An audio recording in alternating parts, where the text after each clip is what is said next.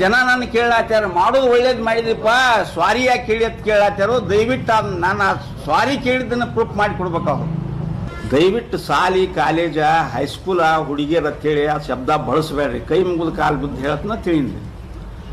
ಆಮೇಲೆ ಮುಂದೆ ಅಂಥದ್ದೇನು ಇಂಥವ್ರು ಅಂತ ಯಾವುದು ಹೆಸರು ತೊಗೊಂಡು ನಾ ಏನೋ ಇದನ್ನು ಮಾಡಿಲ್ಲ.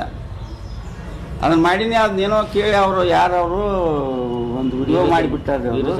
ಹಾಂ, ಹಂಗೆ ಕಾಲೇಜ್ ಹುಡುಗಿಯರ ಬದ್ದಲ್ಲಿ ಇದನ್ನು ಮಾಡಬಾರ್ದು ಅದನ್ನು ಮಾಡಬಾರ್ದು ಏನೇನೋ ಮಾತಾಡ್ಯಾರತ್ತೆ. ನಾನು ಸ್ವಲ್ಪ ಕೇಳೀನಿ, ಅದನ್ನು ನೋಡೀನಿ. ಅದನ್ನು ನೋಡೋಲ್ಯಾಕ ಅಂದ್ರೆ ನಾ ಏನು ಹೇಳ್ತೀನಿ ರೀ, ನಾನು ಒಬ್ಬ ಕಲಾವಿದ. ಜಾನಪದ ತಾಯಿ ಬಗ್ಗೆ ಹಾಡಿನು, ತಂಗಿ ಬಗ್ಗೆ ಹಾಡಿನು, ಹೆಂಡತಿ ಬಗ್ಗೆ ಹಾಡಿನು, ಗೆಳತಿ ಬಗ್ಗೆ ಹಾಡಿನು, ರೈತರ ಬಗ್ಗೆ ಹಾಡಿನು, ರಾಜಕೀಯ ಬಗ್ಗೆ ಹಾಡಿನು, ಮನೋರಂಜನೆಗಾಗಿ ಕಾಮಿಡಿ ನಾಟಕಗಳು ಮಾಡಿನು. ಈಗ ಏನು ತೆಗೆದಾರು ಇಲ್ಲಿ ತನ ಏನು ಆತ ಅವೆಲ್ಲ ಏನು ಅವೇನು ನಿಮಗತ್ತೆ ನಾವು ಡಿಲೀಟ್ ಮಾಡಿಲ್ಲ. ಹಾಡಿದ್ದು ಇದು ಮಾಡಿದ್ದು ಅದಾವು ಕೇಳ್ರಿ. ಕೇಳಿ ಅದ್ರೊಳಗೆ ಏನ್ರಿ ಅಶ್ಲೀಲತೆ, ಸಮಾಜಕ್ಕೆ ಬಾಧಕ ಆಗುವಂಥದ್ದು, ನಮ್ಮ ಸಂಸ್ಕೃತಿಗೆ ಅಡ್ಡಿ ಆಗುವಂಥದ್ದು ಇತ್ತಂದ್ರೆ ಕಂಪಲ್ಸರಿಯಾಗಿ ನನ್ನ ಮೇಲೆ ಕಂಪ್ಲೇಂಟ್ ಮಾಡ್ತೀನಿ. ಕಾನೂನು ಏನು ನನಗೆ ಶಿಕ್ಷೆ ಕೊಡ್ತೈತೆ ಅನುಭವಿಸ್ಲಾಕ ನಾನು ಸದಾ ಸಿದ್ಧ. ಆದ್ರೆ ಇನ್ನು ಮುಂದೆ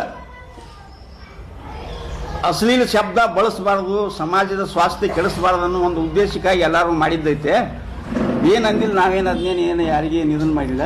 ಒಳ್ಳೇದು ಮಾಡೋಣಂತ ಹೇಳಿವು, ಪ್ರಮಾಣ ಮಾಡಿ ಹೇಳಿವು. ಇನ್ನು ಮುಂದೆ ಯಾರು ನಾವು ಅಶ್ಲೀಲ ಇದನ್ನು ಮಾಡೋದಿಲ್ಲ ಅಂತೇಳಿ. ಇದು ಇಷ್ಟೆಲ್ಲ ಹೇಳಿದ್ರು ನಾ ಹಿಂಗೆ ಮಾತಾಡಿನ ಅಂತ ಹೇಳಿ ಅವ್ರು ಏನೋ ಒಂದು ಹೇಳಿಕೆ ಕೊಟ್ಟಾರ. ಹೇಳಿಕೆ ಕೊಡೋರು ಯಾಕೆ